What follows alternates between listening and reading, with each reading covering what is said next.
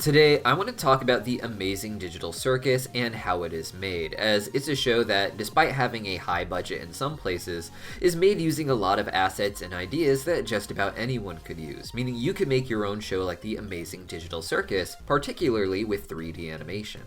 My name is Deepcut, some people call me Jackcut, others call me Deep in the Box. Vote on which one you like more in the comments down below, and let's dive in. Now, even outside of its use of 3D animation, the amazing digital circus is just a great example of how to build up a show on a very small budget. The pilot gave us the quick intro to the premise that it's just a show about people trapped in a Kid Pick style video game run by a wild artificial intelligence, which looks great in 3D but could also just be the plot for any live action story minus that Kid Pick aesthetic. This idea is what you would essentially call a public domain premise, something most fans recognize as similar to the plot of the story I Have No Mouth But I Must Scream, but also shares a lot in common with animes like Sword Art Online or the game series .hack Sign, where people are just trapped in a video game, and this of course has even been used for the one-off plot of countless TV shows. What's important is how shows like The Amazing Digital Circus use their premise to create a unique looking scenario where the limits of their production are helpful as opposed to hurtful. Glitch is a primarily 3D animated production company, so when coming up with any show, there are some inherent limits, particularly with an internet audience. While Glitch has done shows in the past that have human characters, they have found more success with Murder Drones, which uses robots, and The Amazing Digital Circus, where the characters are themed after toys, but who are also known in the show to just be digital 3D avatars. Both of these look more natural in 3D animation, which is why even high-budget movies tend to focus on having animals and other non-human characters. Humans are not just harder to make look right in 3D, but also harder to make look good, as looking realistic and looking good are two very different things in the style. And with that in mind, they are even harder to create a larger cast for. With robots and murder drones, you can take the base robot model and just add different clothes, wigs, and hats, as well as colors to make the characters look unique. But with humans, we require a lot more diversity before we start complaining that the characters all look too similar, like one model that's just being replicated with slight adjustments. With The Amazing Digital Circus, the premise of the show allows you to have a focus on a smaller core cast of characters without having to pay money for so many different models to appear in the background as extras. Even with live action shows, this can be helpful as writing a story that, say, takes place in a school or in an office will always require more people in the background to make it look realistic. You can't have your characters just showing up to school without there being other students. Any premise that naturally isolates a small cast into a few particular locations allows you to save money with reusable sets and not having all those extras, or in the case of 3D, the even more costly sculpting of background characters and the rigging of their animations.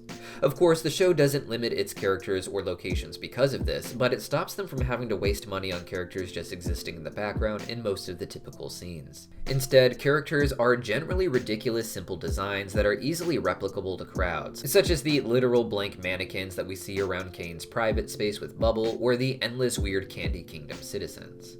Likewise, while the circus location itself is reusable with its own reusable assets to make even more spaces in the main circus area, each episode doesn't limit itself to being in just that location.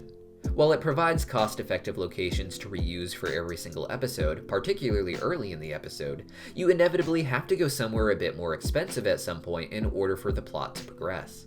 In the classic sitcoms, the circus lobby area in The Amazing Digital Circus is paralleled with the home locations where everyone lives and has a reason to just be hanging around and waiting for an inciting incident to be dropped. At some point, however, the characters have to go out to work or to school or a unique location built just for that episode. In The Amazing Digital Circus, these are the adventures that Kane designs for them to go on each episode, with areas made for gathering the Gloinks or the Candy Kingdom or the Haunted Manor. The advancement of the plot of Murder Drones in particular relied on the progression of locations that the characters would go through, with each episode exploring a new location similar to The Amazing Digital Circus.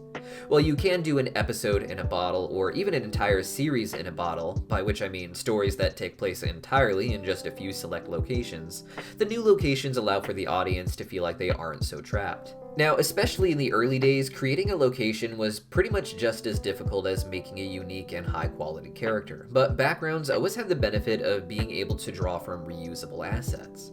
With that in mind, indie 3D animation as a whole can often rely on certain easily accessible but very high-quality assets that they all share. Right now, the most popular engine for people to experiment with in 3D is Unreal Engine, as it has a free-to-use license but is also extremely powerful.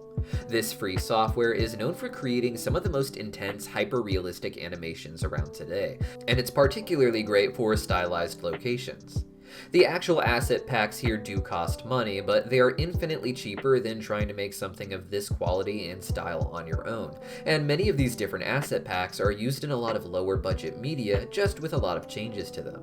However, you can also make minimal changes, even just using their default setups, and because of that, you can start to notice certain similarities between different projects using the same assets. You'll notice that the outside of the Haunted Manor from episode 3 of the Digital Circus looks similar to the model for the house of the mansion on Earth used in Murder Drones. They aren't exactly the same, but it looks like they were built from the same mansion building asset pack to create slightly different houses. The same seems to be true for the inside of the Haunted Mansion in the Digital Circus, as well as the inside for the mansion in Murder Drones. On the Unreal Engine marketplace, you can browse through different locations and see different themes and styles for them, many similar if not identical to those in Murder Drones. For instance, right here, you can see certain asset packs that you can purchase that are similar to the interior of the mansion from both glitch shows, as well as the similar office locations that they both seem to use as well. I even found one asset that is literally the same cathedral that was featured in Murder Drones, as you can see here. Now, Unreal Engine every month has free assets that they give away, and there is a large collection of them already available for you to download in the store, meaning you can immediately download the software and start looking through some really high quality locations for fun. And while other asset packs can be a bit of an investment, if you have real plans for a show, they can be a really cheap way to create similar locations that most any show would need. What the amazing Digital Circus puts their most money into, I think, is the creation of its core cast and their animations. While they are technically simple designs, they are designed to accommodate very unique movements, and with that in mind, the animation of these characters itself is on the more complex side of the budget.